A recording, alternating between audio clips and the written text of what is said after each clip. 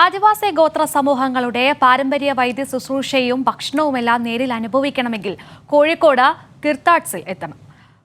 കിർത്താഡ്സ് സംഘടിപ്പിക്കുന്ന വൈവിധ്യപൂർണമായ ഗോത്രകലാമേള 10-നാണ് അവസാനിക്കുന്നത്.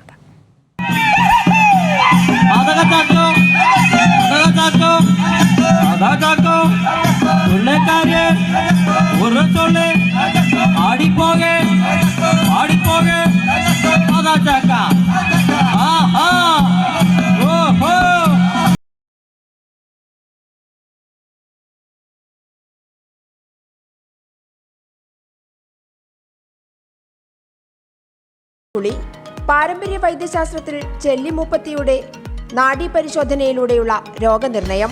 ഇപ്പോഴത്തെ കാലത്ത് മരുന്ന് പറിക്കാനും എടുക്കാനും പോകുമ്പോൾ ആന, പുലി, കടുവ അങ്ങനെ ഒരു പേടിയുണ്ട്.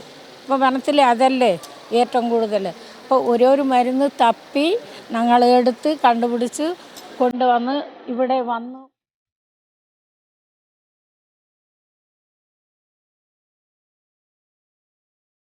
കോഴിക്കോട് കിർത്താഡ്സിൽ നടക്കുന്ന ആദിവാസി പാരമ്പര്യമേളയിൽ നമ്മളെ കാത്തിരിക്കുന്നത് ഇങ്ങനെയുള്ള നല്ല അനുഭവങ്ങളാണ്.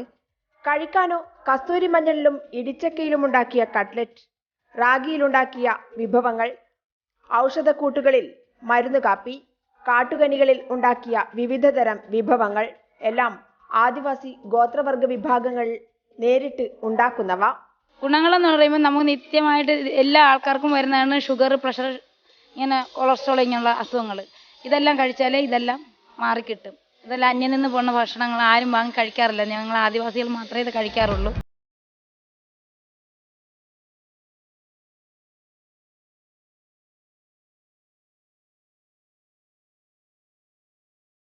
പാരമ്പര്യ വൈദ്യ ചികിത്സാ ക്യാമ്പിലാവട്ടെ മൂത്രക്കല്ല്, സോറിയാസിസ്, ത്വക്ക് രോഗങ്ങൾ, പ്രമേഹം, വന്ധ്യത തുടങ്ങിയവയ്ക്കും ചികിത്സയുണ്ട്.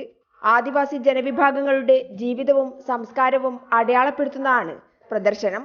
പാരമ്പര്യമായ അറിവുകൾ അത് ഇപ്പോൾ ഈ വിഭാഗക്കാരുടെ ഇടയിൽ അടുത്ത തലമുറയിലേക്ക് പോലും കൈമാറ്റം ചെയ്യപ്പെടാൻ സാധിക്കാത്തൊരവസ്ഥയുണ്ട്.